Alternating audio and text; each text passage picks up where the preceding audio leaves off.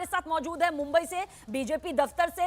विवेक, महाराष्ट्र में 145 सीटों की जरूरत यहां पर पड़ती है। 288 सीटों में से महायुति महाअगाड़ी के बीच कांटे की टक्कर देखने को मिली। नतीजों के जरिए भी कुछ इस तरह से भी सामने आया, जो नतीजों से पहले के नतीजे एग्जिट पोल के जरिए सामने आते हैं।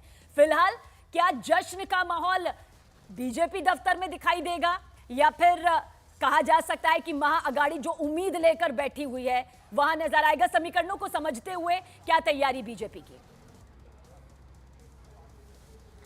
सबने देखिए 288 सीटों पे आज नतीजा आना है। 140 जो है वो गोल्डन फिगर है, जिसको महाविकास आघाड़ी और महायुति दोनों क्लेम कर रही हैं कि 140 का आंकड़ा वो पार कर रही हैं। लेकिन अब आज का दिन है जो जनता तय करेगी कि आखिरकार उन्होंने वोट किसको दिया है और किसकी सरकार वो चाह रही है। इस समय हम मौजूद हैं बीजेपी हेडक्वार्टर महाराष्ट्र के। मैं आपको तस्वीर दिखाना चाहूँगा। देखिए, बीजेपी हेडक्वार्टर के बाहर पूरी की पूरी तैयारियां कर ली गई हैं। यहाँ पर जिस तरीके की तैयारी की गई है उस तरीके से साफ तौर पर लग रहा है कि बीजेपी काफ़ी ज़्यादा कॉन्फिडेंट है और यहाँ पर अनुमान लगाया जा रहा है, उम्मीद जताई जा रही है कि 12 बजे के बाद जो जश्न का माहौल होगा वो देखने लायक होगा। बड़ी सी एलईडी स्क्रीन लगाई जा रही है।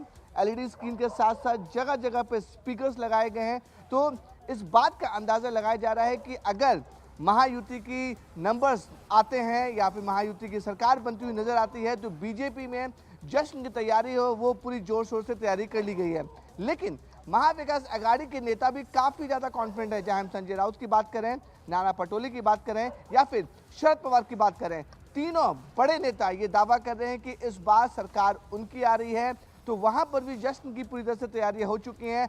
आज सुबह 8 बजे से ये काउंटिंग शुरू होगी और लगभग सभी ना 12 या 1 बजे के आसपास ये पिक्चर धीरे धीरे क्लियर होगी कि आखिरकार महाराष्ट्र की जनता ने महाविकास आघाड़ी को चुना है या फिर महायुति को चुना है। यानी कि सूरज ढलते ढलते ये साफ हो जाएगा कि किसके खेमे में सियासी उजाला जनता ने अपना पक्ष देकर यहां पर किया है। 12 से 1 बजे की तस्वीर यहां पर सबसे ज्यादा अहम हो जाएगी, जो रुझानों को भी साफ करती दिखाई देगी। हमारी सहयोगी सपना शुक्ला भी हमारे साथ मौजूद है, बहुत खास परिवार के घर के बाहर से, शरद पवार के घर के बाहर से, यानी कि एनसीपी का वो गुट यहां से नजर आएगा जिसके खेमे में खुशी होगी, या फिर क्या तस्वीर? सपना, क्या कुछ सपना पूरा नजर होता हुआ आज नजर आएगा? और फिलहाल आप घर के बाहर मौजूद है, क्या तस्वीर? सबसे पहले तो गुड मॉर्निंग सबीना, आपको मुंबई से और हमारे सभी दर्शकों को। और बिल्कुल आपने सही कहा कि मैं बहुत खास परिवार, उस परिवार के घर के बाहर मौजूद हूँ जिसका महाराष्ट्र की राजनीति में बड़ा दबदबा रहा है। लेकिन स्थिति ये उत्पन्न हो गई है आज इन लोगों के लिए कि इन लोगों को हार से ज्यादा इस बात का डर है कि कहीं खेला ना हो जाए। और शायद यही कारण है कि मीटिंग करते हैं शरद पवार और सभी अपने विधायकों को कहते हैं कि जैसे भैया जीत जाओ, अपना जो सर्टिफिकेट है वो लेके सीधे मुंबई आ जाना। और उससे पहले रिजॉर्ट पॉलिटिक्स जो हमेशा से महाराष्ट्र की राजनीति में मुखर रही है वो होनी शुरू भी हो गई है। हमने हमेशा से देखा है कि सरकार किसी की भी बनी हो, चाबी कभी ना कभी सीधे जो है पवार परिवार के पास पहुंच ही जाती है। और इस बार भी शरद पवार को ये उम्मीद है और इसीलिए वो हमेशा से उस फॉर्मूले पर चलते रहे हैं कि ना काऊ से बैर ना काऊ से दोस्ती। तो देखिए इनके हाथों में भी चाबी आ सकती है, क्योंकि इधर का इलाका और उधर का तमाम इलाका ऐसा रहा है जहां पर पवार परिवार ने बड़ी सीटों पर जो है अपना दबदबा दिखाया है पहले भी। तो अभी तो कुछ ऐसी खास तस्वीर नहीं दिखाई दे रही है, बहुत सुबह का समय है, लेकिन हम उम्मीद कर रहे हैं कि जैसे जैसे दिन ढलेगा उसके बाद यहाँ तस्वीर बदलती दिखाई देगी। और देखना यह है कि जो हमेशा से पवार परिवार के साथ रहा है, क्या इस बार भी सत्ता की चाबी इन्हीं के पास आती है, ये तय करेंगे कि सरकार किसकी। बिल्कुल, अब उस उगते सूरज का भी इंतजार है जो किस खेमे में खुशी यहाँ पर अपनी रोशनी के जरिए बिखरेगा, उसके लिए भी आपके पास आएंगे। अब सत्ता का ऊंट किस करवट बैठेगा, देखिए ये तो पूरी तरह से नतीजों के बाद सामने आएगा, लेकिन उद्धव गुट बहुत इंतजार कर रहा है क्योंकि एक ऐसा चुनाव है जो उनके लिए मील का पत्थर भी साबित हो सकता है, साख का सवाल भी और नाक का सवाल भी। और इसके लिए रवि सिंह हमारे सहयोगी उद्धव ठाकरे के घर के बाहर से मौजूद है। रवि, सत्ता के ऊंट को अपनी तरफ करने की ख्वाहिश तो यहां पर है, लेकिन क्या तस्वीर फिलहाल अभी कह सकते हैं, क्योंकि अभी सुबह होने में भी थोड़ा सा वक्त यहां पर बाकी जरूर है, हो चुकी है, लेकिन फिर भी हम ये देख सकते हैं कि घर के बाहर अभी क्या किसी तरह की कोई हलचल नजर आ रही है?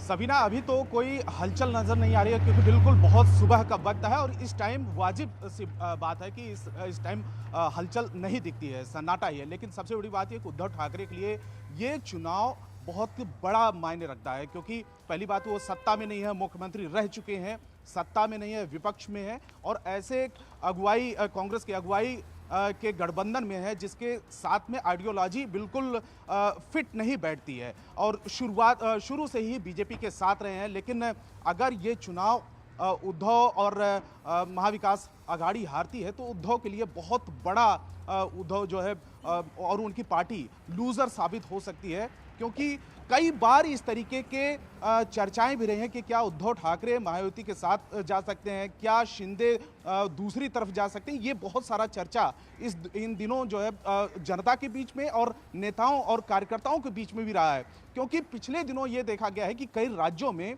चुनाव के परिणाम जब आते हैं और चुनाव के वक्त समीकरण कुछ और होते हैं, परिणाम के बाद कुछ और होते हैं, क्योंकि बिल्कुल तालमेल बिठाने की कोशिश होती है और ये पार्टियों की यही गठजोड़ करने की कोशिश होती है कि किसी भी तरीके की सरकार बना दी जाए। तो फिलहाल यहाँ पर उद्धव ठाकरे पूरे परिवार के साथ में है।